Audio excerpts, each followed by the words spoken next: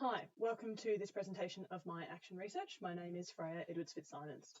My intervention was taking place at Scottsdale High School in Tasmania's northeast with an ECS score of 930 and quite a low SES community. And I held this intervention with my grade 9 class, partly because I teach them for multiple subjects and that this allowed me to leverage both the class time that I've got with them and the relationships with those students in order to get the best possible results. This intervention was based on literacy and more specifically on reading comprehension. So it's also important to understand where the students are coming from in this regard. And as you can see on the screen at the moment, the answers to the survey question that most of the time I have a book on the go that I read at home were overwhelmingly disagreed. So you can see that some of those more natural uptake of literacy comprehension skills may not be occurring in the home. Similarly, a lot of students don't enjoy the act of reading, and that question got an average of less than 5 out of 10.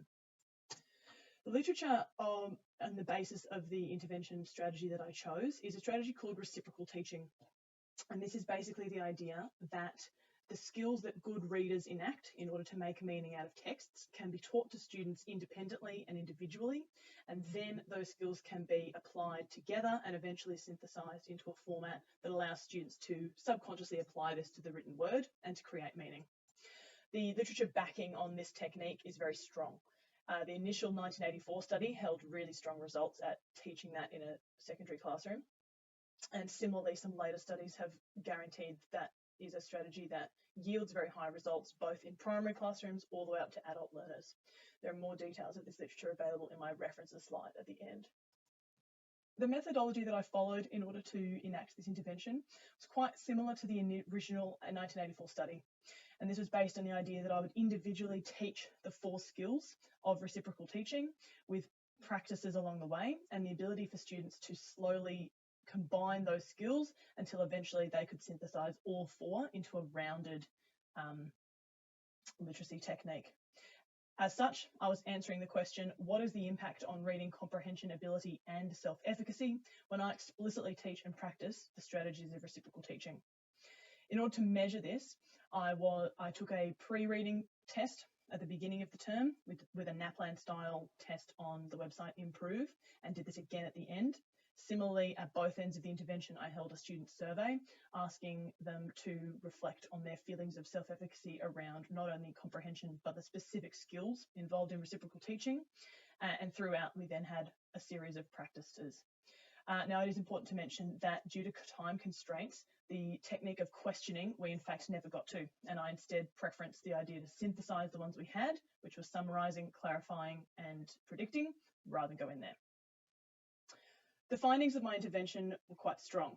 Initially, I'll let the findings show for themselves before we discuss. So, as you can see here, the most astounding is summarizing things with 59% of students agreeing that they improved, and another nearly 20% agreeing that they strongly improved. I'll let you read the rest of those for yourself for a minute.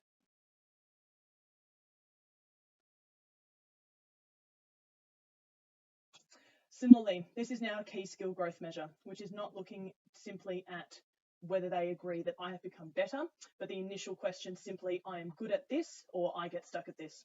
As you can see, summarizing again with a really strong growth there, and I've got 2 measures.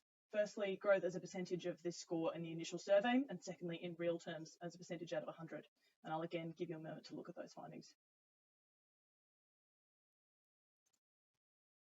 This is perhaps the most interesting slide, and I'll come back to discuss this soon. These are the comprehension test scores from the 2 NAPLAN style tests that I gave. Test 1 and test 2 are color-coded there, and you can see that the overall score did go down. However, the non-fiction test scores for particular types of texts went quite significantly up.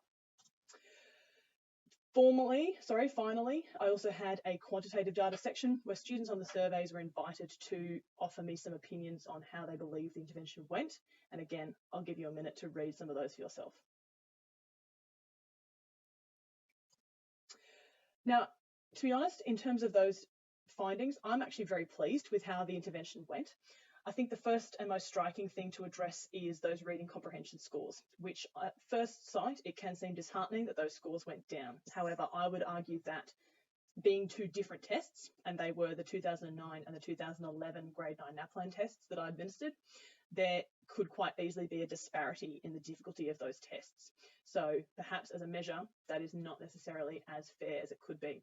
Despite that, however, I'm really thrilled to see that the non-fiction texts class average of comprehension scores went way up despite the overall trend down, given that all of the texts that were used in this intervention were non-fiction texts. This to me suggests that the intervention may well have been very positive in that regard, and that perhaps I could extend it to fiction texts in the future. In terms of self-efficacy, summarising is where we saw the most growth.